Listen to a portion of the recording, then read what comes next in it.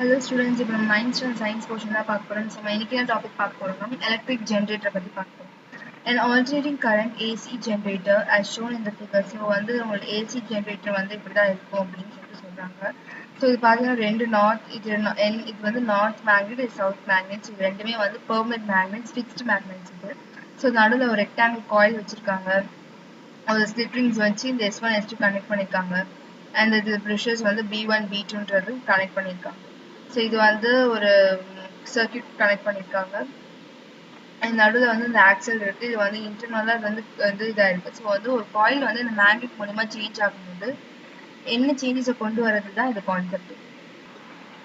So அதான் சொல்றாங்க, rotating circular rectangular coil ABCD called armature placed between the two poles of the permanent magnet. So இந்த two permanent மேக்னெட்டுக்கு நடுவில் வந்து என்னன்னா இந்த அமேச்சர் இந்த போல் வந்து வச்சிருக்காங்க. So the two ends of this coil are connected to two slip rings S1 and S2. So இந்த coilோட end வந்து ஒரு S1 S2 ரெண்டு slip ring மூலமா கனெக்ட் பண்ணிருக்காங்க. The inner side of these rings வந்து are insulated. So உள்ள இருக்கிற இந்த ரிங்குக்கு உள்ள வந்து என்னன்னா இன்சுலேட் அதாவது டைட்டா இது பண்ணிருப்பாங்க. ஐ மீன் அதுல வந்து ஷார்ட் ஆகாம இருக்கிறதுக்காக யூஸ் பண்ணிருப்பாங்க. So two conducting stationary brushes B1 B2 are kept separately on the rings S1 S2. ring S1 S2 பக்கத்துலயே வந்து brushes வந்து செப்பரேட் தனியா வச்சிருக்காங்க. So the two rings S1 S2 are internally attached to the axle. So இந்த S1 S2 ring வந்து இன்டர்னலா வந்து என்னன்னா இந்த ஆக்சலுக்கு இன்டர்னலா இருக்குன்னு சொல்றாங்க.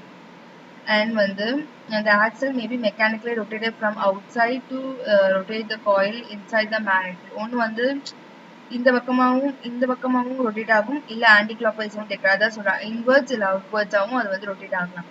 So outer end of the two brushes வந்து connected to the external circuit. So இந்த அவுட்டர் இந்த வெளியே இந்த பிரஷஸ்ல இது வந்து ஒரு எக்ஸ்டர்னல் சர்க்யூட்ல கனெக்ட் பண்ணிருக்காங்க இந்த precious.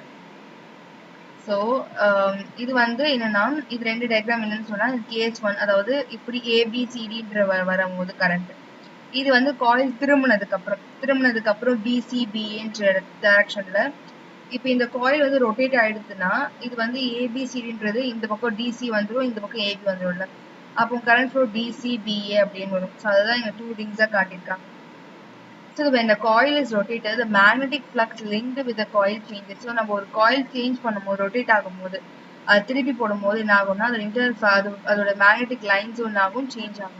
So this changes is magnetic flux lead to the generator of induced. இந்த மாதிரி சேஞ்ச் பண்றதுனால என்ன கரெக்ட்னா induced current வந்து வருதுன்னு சொல்றாங்க.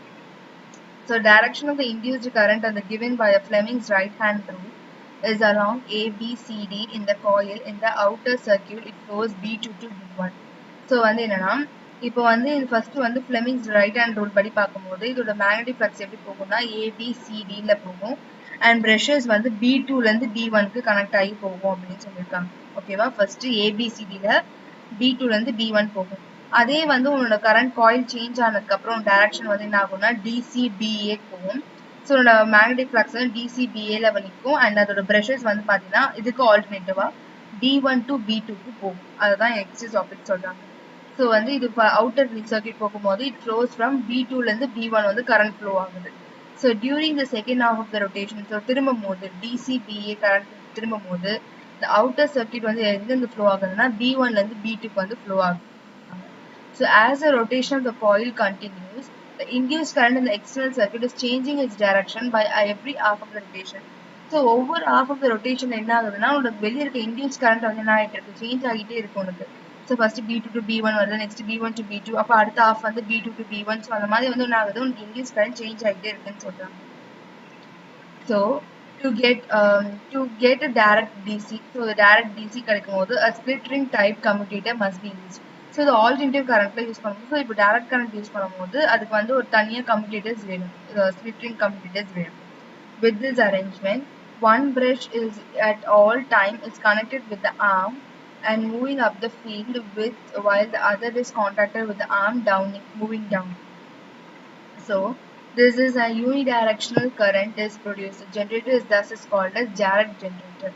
ஸோ இது நம்ம எப்படி வந்து ப்ரெஷஸ் வந்து இது பக்கம் கனெக்ட் பண்ணி வச்சு சர்க்யூட்ல கனெக்ட் பண்ணணும். ஸோ இது வந்து ஏசியோட ரிங். ஸோ ஒரே ரிங் இருக்கும், ஒரே ரிங்ல ப்ரெஷஸ் ரெண்டுமே ஆட் பண்ணி வச்சிருப்போம். பட் டிசியில் பொறுத்த வரைக்கும் இந்த பக்கம் ஒரு ரிங் இருக்கும், இந்த பக்கம் ஒரு ரிங் இருக்கும், ரிங்ல வந்து ப்ரெஷ் அட்டாச் பண்ணிப்பேன், இங்கே ஒரு பக்கம் தனியாக இருக்கும்.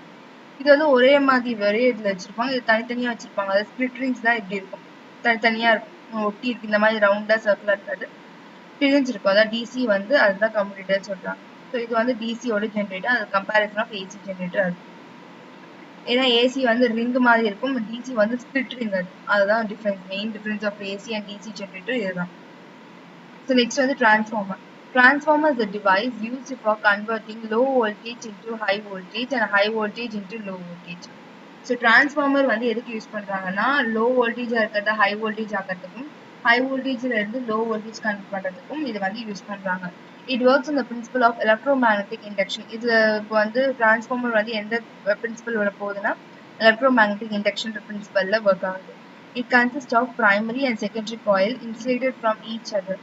ஸோ இதுக்கு வந்து என்னன்னா, பிரைமரி காயில் இருக்கு அண்ட் செகண்டரி காயில்ஸ் இருக்கு, அது ரெண்டுமே வந்து கனெக்ட் ஆயிருக்குன்னு சொல்றாங்க. So the alternative current flowing through the primary coil induced magnetic field in the iron ring.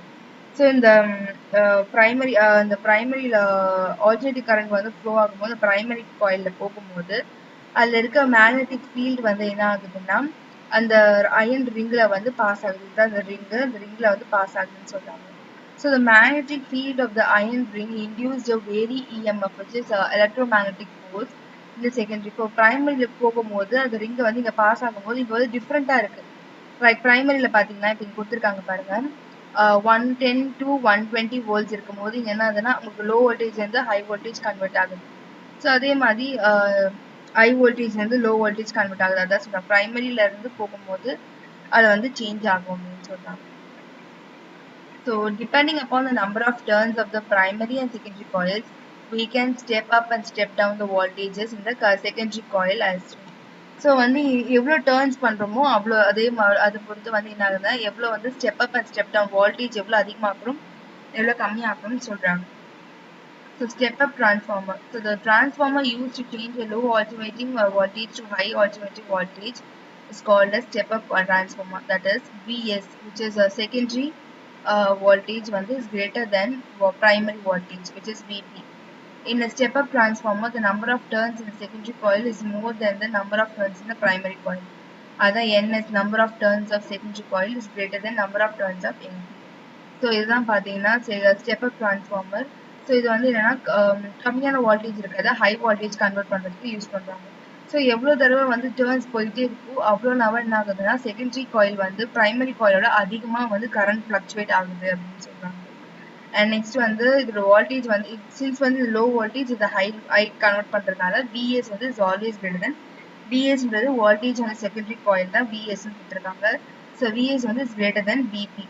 And அதே மாதிரி நம்பர் ஆஃப் டர்ன்ஸும் வந்து என்எஸ் வந்து is greater less than NP. என்பியோட நம்பர் ஆஃப் டர்ன்ஸ், ஏன்னா காயில் பிரைமரி காயில்ல இருந்து தான் போயிட்டு இருக்கு. ஸோ அதனால தான் என்எஸ் வந்து இஸ் லெஸ் தென் என்பின்னு சொல்றாங்க. So the formula NS is greater than NS வந்து is greater than சொன்னல செகண்டரி காயில் வந்து அதிகமா இருக்கும், ஏன்னா பிரைமரியில இருந்து கரண்ட் லோல இருந்து ஹைக்கு போறதுனால அது அதிகமா இருக்கும்னு சொல்றாங்க. நெக்ஸ்ட் வந்து step down transformer. The transformer used to change a high alternating voltage to a low alternating voltage is called a step down transformer, which is வந்து secondary of voltage வந்து is less than primary. ஏன்னா வந்து secondary அதிகமா இருக்கும், அது வந்து என்ன ஆகணும், பிரைமரியில கன்வெர்ட் பண்ணும்போது லெஸ் தான் இருக்கு. So in a step down transformer, the number of turns in the secondary coil is less. அதில் வந்து எப்படி வந்து secondary coil அதிகமாக இருக்கும், இங்கே வந்து secondary coil கம்மியாக இருக்கும். ஸோ NS வந்து is less than NPயாக இருக்கும். ஸோ அதான் கொடுத்துருக்காங்க பாருங்க இந்த டயக்ராம். ஆக்சுவலி இது வந்து ஹை வோல்டேஜ் பவர் கொடுத்துட்டு இங்கே லோ வோல்டேஜ் கன்வெர்ட் பண்ணுறாங்க. ஸோ எவ்வளோ வாட்டி போகும்போது என்ன ஆகும்னா, உங்களோட பிரைமரி காயில தான் வோல்டேஜ் பவர் அதிகமாக இருக்கும். ஸோ அதனால விஎஸ் வந்து இஸ் ஆல்வேஸ் வந்து லெஸ் தென் விபி. அது ஒரே ஃபார்மேட் இருக்கனால விஎஸ் இஸ் லெஸ் தென் விபின்னு கொடுத்துருக்காங்க. அண்ட் NS வந்து நம்பர் ஆஃப் டர்ன்ஸ் வந்து இங்கே என்ன இருக்கும், பிரைமரி காயிலுக்கு தான் இருக்கும், ஏன்னா வந்து ஹை வோல்டேஜ் இருக்கனால. ஸோ அதனால வந்து NS வந்து இஸ் லெஸ் தென் NPயாக இருக்கும்னு சொல்கிறோம், number of turns. So the formula pretending to the transformers are given in the following. Like வந்து number of primary turns NP divided by number of secondary turns, which is equal to primary voltage VP divided by secondary voltage VS. So அதே மாதிரி number of secondary turns NS divided by number of primary turns NP is equal to primary current IP divided by secondary current IP. இது வந்து formulas. So transformer cannot be used with the direct current DC source because current in the primary coil is constant. So that is DC. then there will be no change in number of magnetic field lines linked to the secondary coil, hence no EMF will be induced in the circuit. Transformer வந்து எப்பவுமே டிசில வந்து இருக்காது, வெறும் alternating current தான் இருக்கும். ஏன்னா டிசில வந்து உனக்கு என்னன்னா ஃபிக்ஸ்ட் அமௌண்ட் ஆஃப் வோல்டேஜஸ் வந்து இருக்கும். ஸோ உனக்கு வந்து நீ high voltage low voltage change பண்ணும்போது உனக்கு சேஞ்ச் ஆகாது, ஏன்னா அதுக்கு அவ்வளோதான் இருக்கும். ஸோ அது வந்து உனக்கு கன்வெர்ட் பண்ண முடியும். வெறும் ஆல்டர்னேட்டிங் கரண்ட்ல மட்டும்தான் வந்து அந்த மாதிரி சேஞ்ச் பண்ண முடியும். ஸோ அதனால வந்து தேர் இஸ் நோ இஎம்எஃப் வந்து இதுல வந்து எதுவுமே கிடையாது அப்படின்னு சொல்றாங்க. So இங்க ஒரு ப்ராப்ளம் கொடுத்துருக்காங்க. A primary coil of transformer has 800 turns and secondary coil has 8 turns. It is connected to 220 volts AC supply. What will be the output?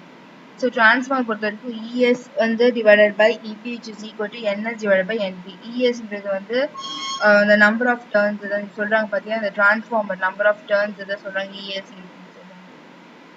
So வந்து ES is equal to என்னதுன்னா ES மட்டும் வச்சுட்டு இந்த பக்கம் கொண்டு போனீங்கன்னா நான் NS by NP into EP.